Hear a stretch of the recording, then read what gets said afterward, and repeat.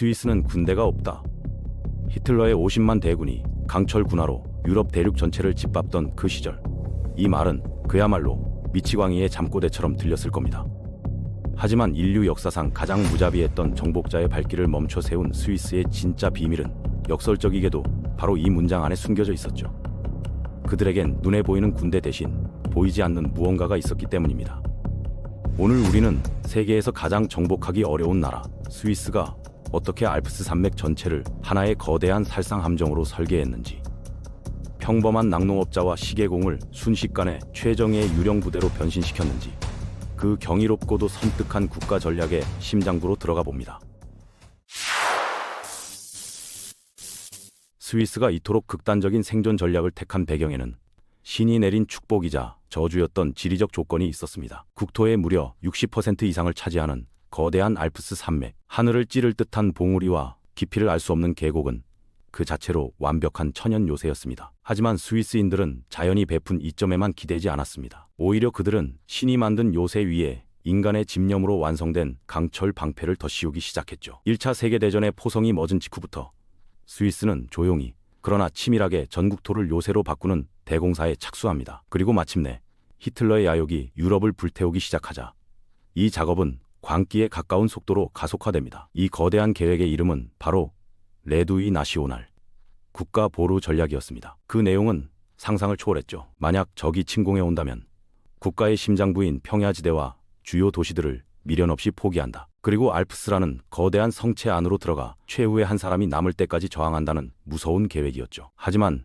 이 작전의 진짜 핵심은 단순히 산으로 도망쳐 숨는 게 아니었습니다. 그것은 바로 스위스인들의 평화로운 삶의 터전 그 자체를 침략자를 삼키는 거대한 괴물로 바꾸는 것이었습니다. 상상해 보시죠. 알프스의 평화로운 아침, 한 농부가 일어나 나무 창문을 활짝 엽니다. 하지만 그가 매일 아침 만지는 그 창문은 사실 기관총을 거치하기 위해 설계된 위장 총항구입니다. 젖소들이 한가롭게 풀을 뜯는 헛간의 벽 뒤에는 적의 기갑부대를 단숨에 박살낼 수 있는 거대한 대포가 차가운 금속성을 빛내며 숨어있는 시기죠. 이런 소소한 개인 요새들은 그저 시작에 불과했습니다. 스위스 정부는 아예 산맥 전체를 파내려 가기 시작했죠. 알프스 곳곳에 산 하나를 통째로 집어삼킨 듯한 거대한 벙커와 요새들이 건설되었습니다. 겉에서 보면 그저 아름다운 풍경 속 평범한 바위산이지만 그 단단한 화강한 피부 아래에는 거대한 군사 도시가 숨쉬고 있었습니다. 그 정점에 있는 것이 바로 생모리스 요새입니다. 알프스 산맥 깊숙한 곳, 전략적 요충지에 자리한 이 요새는 밖에서는 그 존재조차 알아챌 수 없습니다. 그저 거대한 산의 일부처럼 보일 뿐이죠. 하지만 위장된 입구를 통해 안으로 들어서는 순간 완전히 다른 차원의 세계가 펼쳐집니다. 수 킬로미터에 달하는 터널이 마치 개미굴처럼 미로를 이루고 그 안에는 수천 명을 수용하는 병영과 식량 창고, 탄약고는 물론이고 최첨단 수술실을 갖춘 병원과 자체 발전소까지 들어서 있습니다. 말 그대로 외부 세계와 완전히 단절된 채 수천 명의 병력이 몇 달이고 버틸 수 있는 지하 도시였던 겁니다. 더 무서운 것은 이 요새의 포대들이 산의 가장 깊은 곳에 숨겨진 채 오직 포구만이 교묘하게 바깥을 향해 있다는 점입니다. 만약 전쟁이 터졌다면 적군은 영문도 모른 채 산 전체가 내뿜는 불벼락을 맞고 사라졌을 겁니다. 어디서 공격이 시작됐는지조차 파악하지 못한 채 말이죠. 하지만 이런 거대한 지하 요새보다 더 스위스를 무서운 존재로 각인시킨 것, 그리고 이 방어 전략의 가장 소름 돋는 핵심은 바로 초토화 자폭 전략이었습니다. 스위스는 자국으로 들어올 수 있는 모든 길목, 국경지대의 모든 주요 다리와 터널, 철도와 도로에 예외 없이 폭발물을 설치했습니다. 적군이 단 한 발이라도 내디딜 수 있는 곳이라면 그 어디든 스스로의 혈관을 끊어낼 준비를 마친 것이죠. 이것은 단순한 엄포나 협박이 아니었습니다. 언제든 명령이 떨어지면 단 몇 시간 안에 국토 전체를 거대한 미로이자 무덤으로 만들 수 있도록 공병대가 24시간 대기하는 실제 국가 정책이었습니다. 생각해보면 이것은 상상조차 하기 힘든 끔찍하고도 위대한 결단입니다. 평화로운 시기에 수십 년에 걸쳐 국민의 땀으로 건설한 위대한 기반 시설을 전쟁이 시작되는 순간 주저없이 자신의 손으로 파괴하겠다는 각오였으니까요. 하지만 스위스의 계산은 얼음처럼 차가웠습니다. 만약 적군이 우리를 침공한다면 그들이 얻을 수 있는 것은 잿더미와 파괴된 도로, 끊어진 다리, 그리고 무너진 터널뿐일 것이라는 명확한 메시지였죠. 보급로가 끊긴 채 험준한 알프스 산맥에 고립된 침략군은 그저 굶주린 늑대 떼의 먹잇감이 될 뿐입니다. 그리고 그곳에서 스위스군은 가장 익숙한 지형을 무기 삼아 끈질긴 게릴라전을 펼칠 준비가 되어 있었습니다. 독일과 프랑스를 잇는 대동맥과도 같았던 도로들, 유유히 흐르는 라인강을 가로지르는 아름다운 다리들. 이 모든 문명의 이기 아래에는 파멸의 스위치가 숨겨져 있었습니다. 심지어 평화롭게만 보이는 민가들조차 실제로는 위장된 벙커였고, 예쁜 꽃들이 놓인 창문 뒤에는 대포가 숨겨져 있었으며, 와인 저장고로 쓰이는 지하에는 탄약이 가득했죠. 스위스는 말 그대로 나라 전체를 하나의 거대한 함정으로 설계해 놓은 겁니다. 지상에서는 탱크를 막기 위한 독창적인 방어 시스템이 침략자를 기다렸습니다. 스위스 국토 곳곳에는 지금도 거대한 콘크리트 피라미드들이 마치 고대 유적처럼 줄지어 서 있습니다. 사람들은 이것을 드래곤 티스, 즉 용의 이빨이라고 부르죠. 수백 수천 개의 날카로운 이빨이 푸른 들판을 가로지르는 모습은 그 자체로 초현실적인 공포를 자아냅니다. 이것은 적의 탱크가 평지를 가로질러 진격하는 것을 원천 차단하기 위한 끔찍한 장애물이었죠. 탱크는 이 거대한 이빨을 넘을 수도 파괴할 수도 없으며, 우회하려 해도 양옆은 깎아지른 듯한 산맥이 가로막고 있습니다. 하지만 진짜 함정은 여기서부터 시작됩니다. 이 용의 이빨 방어선이 보이는 언덕 위에는 어김없이 평범한 농가나 헛간으로 위장한 벙커들이 숨어 있었습니다. 고요하던 헛간의 벽이 갈라지며 그 안에서 불을 뿜는 것은 바로 탱크의 가장 연약한 아랫부분을 정확히 노리도록 설계된 대전차포였습니다. 완벽하게 짜인 각본 아래 실행되는 잔혹한 매복 공격이었죠. 제네바 호수 근처에 가면 지금도 이 방어선의 흔적을 볼 수 있습니다. 아름다운 호수에서부터 저 멀리 산등성이까지 끝없이 이어진 콘크리트 블록들과 그 사이에 유령처럼 자리한 위장 벙커들. 지금은 그저 역사의 한 페이지를 장식하는 유적으로 보존되어 있지만 80여 년 전 이곳은 히틀러의 야욕을 멈춰 세울 유럽 최후의 보루가 될 수도 있었습니다. 오늘날 관광객들은 그 앞에서 웃으며 사진을 찍지만 그 렌즈가 향하는 곳은 한때 대륙의 운명을 결정했을지도 모를 피해 방어선이었던 겁니다. 스위스의 철벽 방어는 지상에만 머무르지 않았습니다. 그들은 하늘마저도 거대한 요새로 만들려 했죠. 알프스 산맥 어딘가 지도에는 존재하지 않는 곳에 산 전체를 판에서 만든 비밀 공군 기지가 숨겨져 있습니다. 암벽을 깎아 만든 거대한 경납고 안에 출격 명령을 기다리는 전투기들이 잠들어 있는 것이죠. 겉에서 보면 그저 만년설이 쌓인 평범한 봉우리지만 실제로는 거대한 강철문이 숨겨져 있고 그 안에는 활주로까지 완비되어 있습니다. 적기가 스위스 영공을 침범하는 순간 고요하던 산이 거대한 입을 벌리며 강철의 매를 토해내는 겁니다. 적 조종사는 자신이 마주한 전투기가 방금 전까지 지나왔던 바로 그 산속에서 나타났다는 사실조차 인지하지 못한 채 격추당했을 겁니다. 이 유령 기지의 정확한 위치는 지금도 스위스 국가 1급 기밀로 분류됩니다. 가끔 젊은 공군 조종사들이 소셜미디어에 훈련 사진을 올렸다가 배경에 찍힌 암석의 형태만으로도 위치를 특정할 수 있다는 이유로 군 정보기관에 의해 빛의 속도로 삭제당하곤 하죠. 스위스 군 관계자들은 결코 인정하지 않지만 이런 기지가 단 하나만 있는 것이 아니라고 은밀하게 암시합니다. 알프스의 거대한 산맥, 그 심장부 곳곳에 아직도 깨어나지 않은 강철의 용들이 잠들어 있다는 뜻입니다. 냉전이라는 인류 최악의 위기 속에 태어난 이 괴물들은 지금 이 순간에도 조용히 임무를 수행하고 있습니다. 지상과 하늘을 뒤덮은 이 초롱성은 국민 한 사람 한 사람의 삶 속으로 파고듭니다. 스위스에서는 수십 년간 모든 신축 건물에 핵 방공호를 의무적으로 설치해야 한다는 믿기지 않는 법이 존재했습니다. 당신이 스위스에서 평범한 집을 한 채 짓는다면 그 집에 사는 모든 가족 구성원이 핵전쟁의 포화 속에서도 몇 주간 생존할 수 있는 벙커를 지하에 만들어야만 했죠. 이 법은 놀랍게도 지금도 유효합니다. 다만 이제는 개별 벙커 대신 지역 공동 벙커의 건설 비용을 분담하는 방식으로 대체할 수 있게 되었을 뿐입니다. 그 결과 스위스는 지구상에서 자국민 전체를 100% 수용하고도 남는 방공호를 갖춘 유일한 나라가 되었습니다. 통계 수치는 경이로움을 넘어 섬뜩할 정도입니다. 스위스의 총 방공호 수용 가능 인원은 약 900만 명. 이는 스위스 전체 인구보다도 많은 숫자입니다. 전국에 약 36만 개의 개인 방공호와 5천 개가 넘는 공공 대피소가 거미줄처럼 펼쳐져 있죠. 만약 내일 당장 핵전쟁이 발발하더라도 이론적으로 스위스 국민은 단 한 명의 예외 없이 모두 안전하게 지하로 대피할 수 있는 공간을 확보한 겁니다. 다른 어떤 나라도 감히 상상조차 해본 적 없는 완벽한 국가 단위의 생존 시스템입니다. 물론 인류에게 행운이 따라서인지 이 벙커들이 본래의 목적으로 사용된 적은 단 한 번도 없습니다. 그래서 오늘날 이 지하 공간들은 스위스인들의 지혜로운 저장고로 변모했죠. 어떤 벙커는 최고의 와인을 숙성시키는 서늘한 저장고로, 어떤 곳은 명품 치즈를 탄생시키는 숙성실로, 또 다른 곳은 개인의 잡동사니를 보관하는 창고로 활용됩니다. 특히 산을 통째로 파내 만든 군사 벙커들은 그 절대적인 보안성과 안정적인 온도, 습도 덕분에 세계에서 가장 안전한 데이터 센터로 개조되었습니다. 전 세계의 중요한 금융 정보와 IT 기업들의 핵심 데이터가 바로 전쟁을 위해 만들어진 이 거대한 무덤 속에서 가장 안전하게 보호받고 있는 아이러니가 펼쳐지는 겁니다. 군사시설로 만들어졌던 수많은 터널들도 비슷한 운명을 맞았습니다. 2차 세계대전의 광기 속에서 파헤쳐진 어두운 터널들은 이제 독특한 분위기의 호텔이나 역사를 보여주는 박물관으로 다시 태어났죠. 어떤 터널은 그 완벽한 환경 덕분에 최고급 와인과 치즈를 숙성시키는 데 사용되며 전쟁의 상징이 평화의 산물이 되는 기적을 보여주고 있습니다. 하지만 스위스를 진정으로 특별하게 만드는 것은 바로 보이지 않는 군대, 그 독특한 병력 동원 체계입니다. 스위스에는 월급을 받는 직업 군인, 즉 상비군이 거의 존재하지 않습니다. 대신 모든 국민이 군인이라는 개념의 예비군 중심 민병대 시스템이 국가 방어의 근간을 이루죠. 모든 건강한 성인 남성은 군 복무의 의무를 지고 복무를 마친 뒤에도 예비군으로서 자신의 소총과 군복을 전부 집 옷장에 보관합니다. 2007년 이전까지는 심지어 실탄까지 집에 보관했지만 지금은 안전상의 이유로 탄약만 군부대에서 통합 관리하도록 바뀌었죠. 이 시스템이 의미하는 바는 명확하고도 무섭습니다. 전쟁이 발발하는 즉시 스위스는 단 몇 시간 안에 20만 명의 정규군을 소집할 수 있습니다. 그리고 불과 며칠 안에 80만 명 이상이 완벽하게 훈련된 예비군을 추가로 동원할 수 있죠. 인구 850만 명의 작은 나라가 80만 명의 총 뜬 병력을 순식간에 만들어낼 수 있다는 것.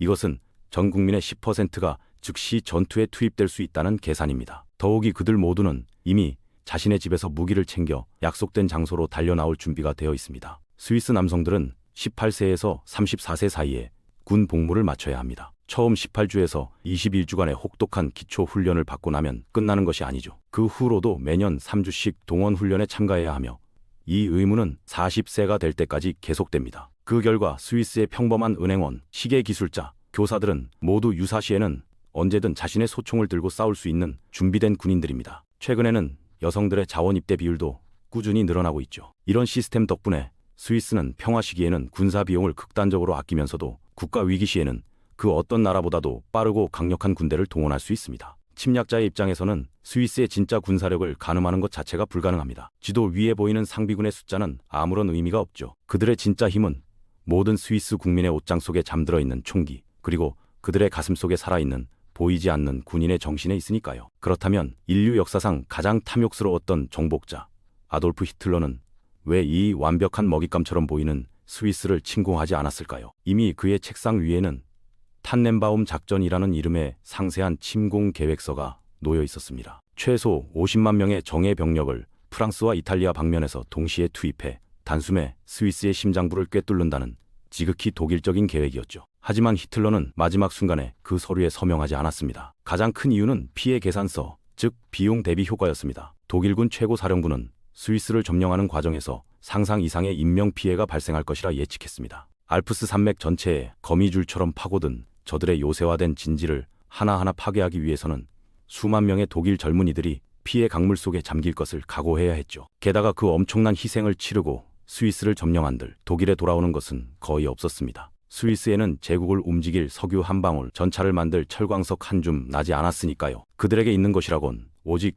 은행 금고 속의 금융자산뿐이었는데 그것은 굳이 나라를 잿더미로 만들지 않고도 얼마든지 협력이라는 이름으로 이용할 수 있었습니다. 두 번째 이유는 지도 위에서 스위스가 차지하는 절묘한 지정학적 위치였습니다. 스위스는 독일과 프랑스 그리고 그의 동맹이었던 이탈리아 사이에 끼어있는 완벽한 완충지대였죠. 히틀러의 입장에서 스위스가 섣불리 어느 한쪽 편을 들기보다는 차라리 중립이라는 회색 지대에 머물러주는 것이 훨씬 유리했습니다. 알프스를 관통하는 스위스의 철도는 이탈리아와 독일을 잇는 중요한 보급로가 되어주었고 제네바와 취리히의 비밀스러운 은행 시스템은 점령지에서 약탈한 수많은 피 묻은 금괴를 세탁하는 완벽한 창구가 되어주었으니까요. 침공해서 파괴하는 것보다 살려두고 이용하는 것의 가치가 훨씬 컸던 겁니다. 세 번째 이유는 전쟁의 거대한 흐름, 즉 타이밍이었습니다. 독일이 파죽지세로 유럽을 집어삼키던 1940년 초 히틀러는 굳이 까다로운 산악 요새를 공격할 필요성을 느끼지 못했습니다. 더 큰 먹잇감들이 눈앞에 널려 있었으니까요. 하지만 그가 스탈린그라드의 혹한 속에서 발이 묶이고 동부 전선이라는 거대한 수렁에 빠져 허우적대던 1943년 이후 스위스를 침공할 병력의 여유 따위는 더 이상 남아있지 않았습니다. 결정적인 침공의 시기를 놓쳐버린 것이죠. 하지만 스위스 역시 이 위태로운 평화를 위해 혹독한 대가를 치러야만 했습니다. 중립이라는 이름 아래 그들은 나치 독일이라는 악마와 기꺼이 손을 잡는 경제적 협력을 선택했죠.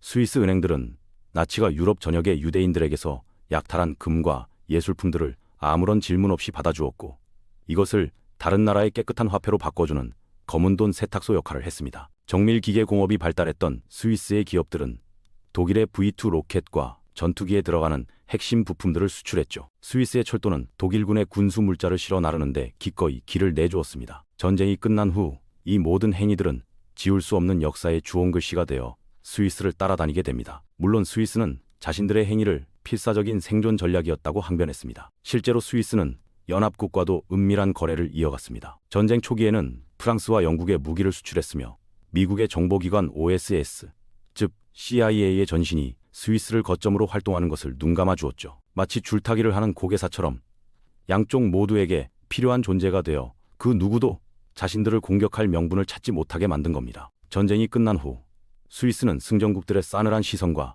국제사회의 거센 비판에 직면해야 했습니다. 특히 나치가 강제 수용소에서 빼앗은 희생자들의 금리까지 녹여 만든 금괴를 스위스 은행이 보관하고 거래했다는 끔찍한 사실이 드러나면서 전 세계는 경악했죠. 1990년대까지 이어진 기나긴 소송 끝에 스위스 은행들은 결국 수십억 달러에 달하는 배상금을 지불해야 했습니다. 영세 중립이라는 고귀한 이름 아래 너무나도 비도덕적인 거래가 이루어졌다는 비판을 피할 길은 없었습니다. 하지만 스위스 국민들의 입장에서 본다면 이것은 인구 400만의 작은 나라가 광기로 들끓는 강대국들 사이에서 살아남기 위한 처절한 몸부림이었습니다. 그들에게는 때로는 이처럼 불편하고 더러운 선택을 해야만 하는 순간들이 있었죠. 만약 스위스가 순수한 정의감에 불타 명확하게 연합국의 편에 섰다면 그들은 히틀러의 분노를 피하지 못했을 겁니다. 강력했던 프랑스 육군처럼 단 몇 주 만에 점령당했을 가능성이 높죠. 그랬다면 유럽 대륙에서 수많은 난민들이 마지막 희망을 걸고 찾아올 수 있었던 안전한 피난처마저 사라졌을 겁니다.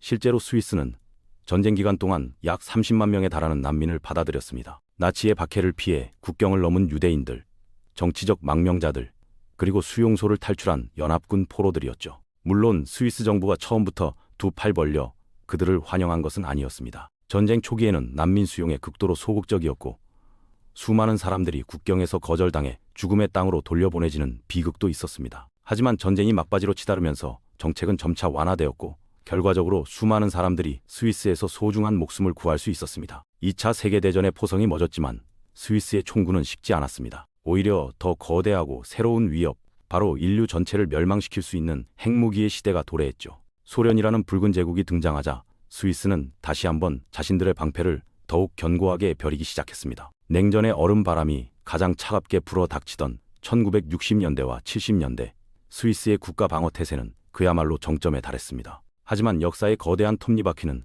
다시 한번 움직였습니다. 1989년 베를린을 가르던 증오의 장벽이 무너지고 거대했던 붉은 제국이 허무하게 해체되면서 유럽의 안보 환경은 근본적으로 뒤바뀌었죠. 스위스 역시 서서히 굳게 쥐었던 주먹을 펴기 시작했습니다. 그리고 2014년 스위스 정부는 마침내 모든 다리와 터널에서 폭발물을 완전히 제거했다고 공식 발표했습니다. 무려 70년 가까이 두 세대에 걸쳐 유지되었던 섬뜩한 초토화 자폭 전략이 역사의 뒤안길로 사라지는 순간이었습니다. 하지만 총을 녹였다고 해서 군인의 영혼까지 사라지는 것은 아닙니다. 알프스 산맥의 심장부에 숨겨진 강철 요새들은 여전히 그 자리에 존재하며 일부는 지금도 현역으로 운용되고 있습니다. 모든 스위스 국민을 품을 수 있는 지하 방공호들도 그대로 남아있죠. 침략자의 전차를 막기 위해 박아넣었던 용의 이빨은 역사의 교훈을 가르치는 유적으로 보존되고 있습니다. 그리고 무엇보다 모든 스위스 남성들의 옷장 안에는 여전히 국가의 부름을 기다리는 군용 소총이 잠들어 있습니다. 스위스는 결코 완전히 무장 해제한 것이 아니었습니다. 최근 들어 철옹성 같았던 스위스의 중립정책에도 미세한 균열의 조짐이 보입니다. 2022년 러시아가 우크라이나를 침공하자 스위스는 수백 년간 지켜온 전통을 깨고 EU의 대러시아 경제 제재에 동참하는 파격적인 결정을 내렸습니다. 이 결정은 스위스 내부에서도 엄청난 논쟁을 불러일으켰죠. 어떤 이들은 이것이 국가의 정체성인 중립을 포기하는 위험한 행위라고 비판했고, 또 다른 이들은 시대가 변한 만큼 중립의 의미 역시 유연하게 재해석해야 한다고 맞섰습니다. 결국 스위스의 중립과 방어 전략은 단순히 군사적인 선택의 문제가 아니었습니다. 그것은 생존 그 자체를 위한 처절한 철학이었죠. 호랑이와 사자들이 우글거리는 정글 속에서 살아남아야 하는 작은 초식 동물처럼 스스로를 정복할 가치가 없는 존재로 만들어야 했습니다. 침략자에게는 수지타산이 맞지 않는 삼키는 순간 독이 되는 존재가 되어야 했죠. 동시에 모든 강대국에게 조금씩은 필요한, 누구도 선뜻 먼저 없애고 싶어 하지 않는 유용한 존재가 되어야만 했습니다. 그리고 이 아슬아슬한 줄타기 전략은 기적적으로 성공했습니다. 스위스는 지난 200년 동안 단 한 번의 전쟁에도 휘말리지 않았습니다. 유럽 대륙 전체가 두 차례의 세계대전으로 잿더미가 되는 동안에도 그들의 땅에서는 평화의 깃발이 내려오지 않았죠. 물론 그 대가로 때로는 역사 앞에서 도덕적으로 떳떳하지 못한 선택을 해야만 했지만 그들은 국가의 생존과 국민의 안전이라는 최우선의 가치를 지켜냈습니다. 오늘날 스위스는 여전히 세계에서 가장 정복하기 어려운 나라 중 하나로 남아 있습니다. 비록 이제 다리 밑에 폭탄을 숨겨두지는 않지만 그 대신 누구도 무시할 수 없는 강력한 경제력과 국제적 신뢰라는 새로운 방패를 손에 쥐었죠. 스위스 프랑은 세상에서 가장 안전한 화폐로 여겨지고 스위스 은행의 비밀 금고는 여전히 세계 부호들의 안전한 피난처입니다. 수많은 국제기구들이 그들의 땅에 본부를 두고 있고 세계의 지도자들은 가장 중요한 비밀 협상을 할 때마다 제네바를 찾습니다. 알프스 산맥 깊은 곳에 숨겨졌던 강철 요새들은 이제 역사의 한 페이지를 보여주는 관광 명소가 되었습니다. 사람들은 어두운 터널을 걸으며 냉전 시대의 긴장감을 어렴풋이 상상하죠. 하지만 그 차가운 콘크리트 벽은 단순한 역사적 유물이 아닙니다. 그것은 작은 나라가 어떻게 자신의 운명을 지켜낼 수 있는지 그 치열한 고민과 위대한 의지를 보여주는 살아있는 증거입니다. 때로는 상상을 초월하는 극단적인 준비가 필요하고 때로는 명분보다 실리를 택하는 불편한 타협이 필요하며 평화의 시대에도 결코 경계의 끈을 놓지 않아야 한다는 서늘한 교훈을 우리에게 던져주고 있습니다. 결국 스위스의 이야기는 단순히 군사 전략에 관한 것이 아닙니다. 그것은 한 나라가 거대한 힘의 논리 앞에서 자신의 운명을 스스로 결정하기 위해 얼마나 처절하고 철저하게 준비해야 하는지를 보여주는 하나의 위대한 서사시죠. 신이 내린 지리적 조건을 인간의 집념으로 완성된 죽음의 함정으로 바꾸고 평범한 시민 모두를 국가 방어 시스템의 마지막 톱니바퀴로 참여시키며 침략자에게는 공격의 대가가 상상할 수 있는 모든 이익을 초월할 것임을 뼈저리게 각인시키는 것. 그리고 동시에 외교적으로는 모든 강대국에게 조금씩은 필요한 존재가 되어 그 누구도 감히 파괴할 명분을 찾지 못하게 만드는 것. 이것이 바로 스위스의 생존 철학이었습니다. 오늘날 안정적이었던 세계 질서가 다시금 안개 속으로 빠져드는 불확실성의 시대가 도래하고 있습니다. 익숙했던 경계선이 무너지고 생각지도 못했던 새로운 갈등이 고개를 들고 있죠. 이런 혼돈의 시기에 스위스의 사례는 여전히 우리에게 의미 있는 질문을 던집니다. 강대국의 거대한 야망에 휘말리지 않고 작은 국가가 독립을 지켜내는 것이 가능하다는 것을 증명했으니까요. 물론 모든 나라가 스위스처럼 될 수는 없습니다. 그들만이 가진 독특한 역사적, 지리적 조건들이 있었으니까요. 하지만 알프스의 화강함 속에서 벼려낸 그들의 정신만큼은 우리 모두가 배울 수 있습니다. 최악을 가정한 철저한 준비, 감정을 배제한 현실적인 판단, 그리고 무슨 일이 있어도 살아남겠다는 강철 같은 의지 말입니다. 산맥 어딘가에 여전히 잠들어 있을 비밀 공군 기지, 평화로운 치즈 저장고로 다시 태어난 군사 벙커, 그리고 모든 스위스 국민들의 옷장 깊숙한 곳에 고이 잠들어 있는 총기. 이 모든 풍경들은 스위스가 걸어온 고독하고도 위대한 길을 증명하는 살아있는 화석입니다. 결국 스위스는 군대가 없다는 그 말은 가장 교묘한 거짓말이었습니다. 오히려 스위스는 국민 모두가 군인이다라는 말이 훨씬 더 진실에 가까울 겁니다. 전쟁을 피하기 위해 국민 모두가 기꺼이 총을 들 각오가 되어 있었고 평화를 지키기 위해 인류 최악의 시나리오를 대비했던 나라. 그리고 바로 그 소름 돋는 각오와 완벽에 가까운 준비가 히틀러라는 거대한 야욕조차 감히 발을 들이지 못하게 만든 진짜 힘이었습니다. 오늘날에도 모든 예비군이 집에 개인 화기를 보관하는 스위스의 국방 시스템. 여러분은 어떻게 생각하시나요? 과연 현대 사회에도 유효한 방식일지 댓글로 여러분의 날카로운 의견을 남겨주세요. 오늘 스위스의 이 단단한 방패를 보셨다면 그들의 가장 날카롭고 은밀했던 창이었던 비밀은행의 어두운 역사를 다룬 이 영상도 바로 확인해보세요. 앞으로도 당신의 지적 호기심을 채워줄 흥미로운 이야기들을 놓치지 않으시려면 구독과 알림 설정도 잊지 마시고요.